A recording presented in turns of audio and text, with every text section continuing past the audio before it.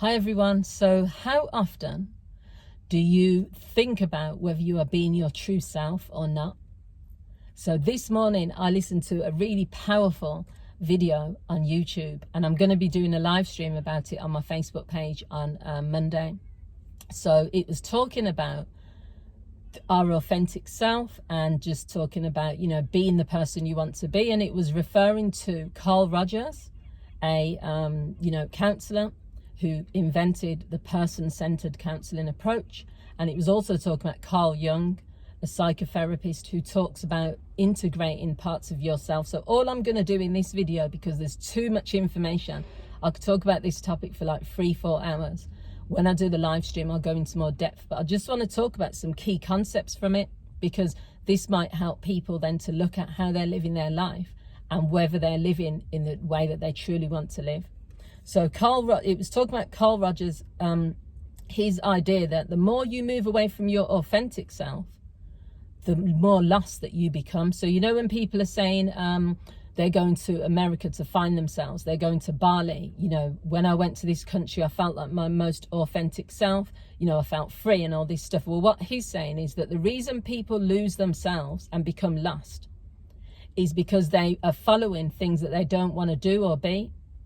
If you look at social media and how many messages it tells us, as women, we're supposed to wear makeup, we're supposed to wear women of a certain age shouldn't be wearing certain clothes, or all of these messages, men shouldn't cry, people should get married by a certain time, people should live a particular lifestyle and have certain money, a certain car.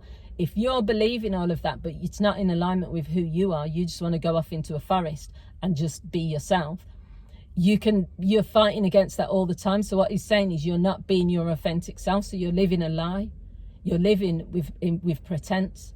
And the more people live with pretense, that's where the depression comes in. That's where the feeling stressed comes in. That's because you're so bothered about what other people think about you that you can't be yourself. So then you feel lost. So it also talks about life begins when you stop pretending. The minute you make a decision that you're going to take off the mask, the minute you decide you're not going to pretend anymore, if you want to go clubbing at the age of 60, if you want to date someone younger, if you want to wear your hair pink, at a certain age, if you want to be a particular type of, dress a certain way, act a certain way, get tattoos, quit your job and travel the world, you can. It says life begins only when you stop pretending. The pretense that people put on is what is stopping them from being their authentic selves. It's what's causing a lot of the mental health struggles that people have. And it just is so powerful. It's so simple, but really powerful, because we don't think about that. We don't think about the life that we are living. Is it real? Is it in alignment with our values? Is it really what we want to do? Lots of people are doing things they don't want to do. So it says stop pretending, just do what you really want to do, be who you really want to be. Then the next thing it talks about is that find something to get excited about, find something to live for. This is one of the things I talk to about my clients as well, this idea of excitement, living life with enthusiasm. Yesterday I was talking to a client and they said they don't have anything to get out of bed for, so they don't get up sometimes till midday.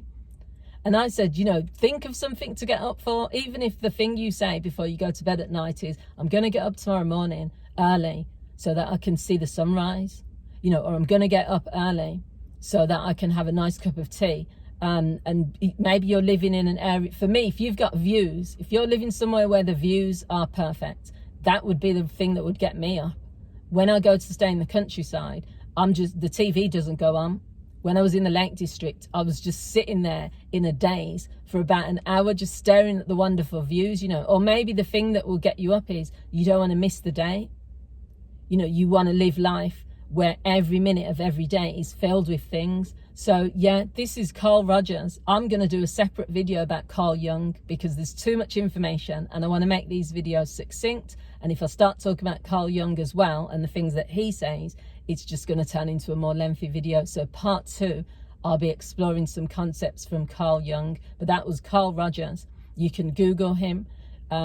If you're in counseling, you would have heard of him, because if you're a counseling trainee, because he invented person-centered counseling. So yeah, watch out for part 2 and let me know what you think about this video.